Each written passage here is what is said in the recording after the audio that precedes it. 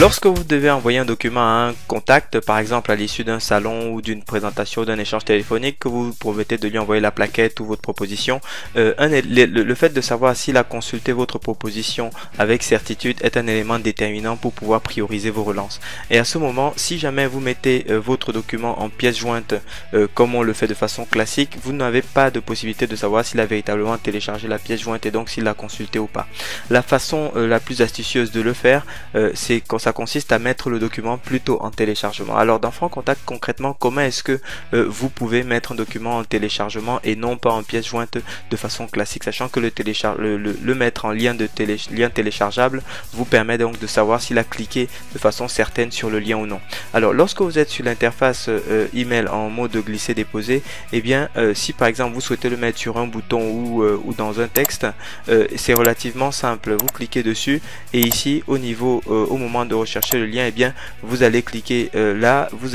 si vous avez déjà mis le document dans votre base, vous allez venir pouvoir par exemple taper quelques premières lettres pour chercher le document. Là par exemple, imaginons que je cherche la plaquette en question, donc je vais cliquer sur plaquette, donc classe croûte, donc voilà, ça me met le lien, je clique télécharger et mon lien est prêt à être téléchargé. Je peux le centrer, je peux le mettre à droite, je peux rajouter du texte avant, après, etc.,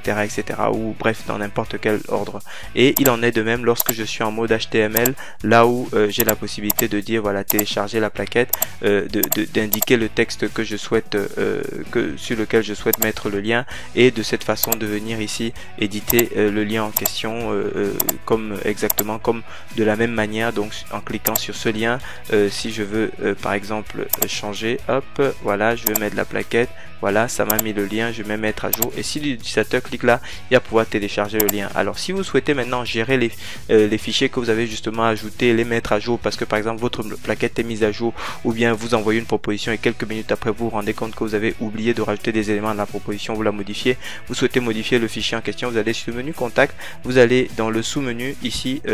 contact, gérer les fichiers, et là vous allez pouvoir retrouver tous les fichiers que vous avez ajoutés. C'est-à-dire que ici par exemple dans l'exemple que nous avions tout à l'heure, si je retape par exemple classe, et ben voilà la plaquette en question, je peux cliquer sur éditer et je peux venir ici retélécharger un nouveau fichier pour pouvoir mettre à jour le fichier qui est déjà disponible sur le serveur pour l'instant. Donc voilà comment ça fonctionne. Merci de votre attention et je vous laisse jouer avec cette fonction pour pouvoir vous familiariser.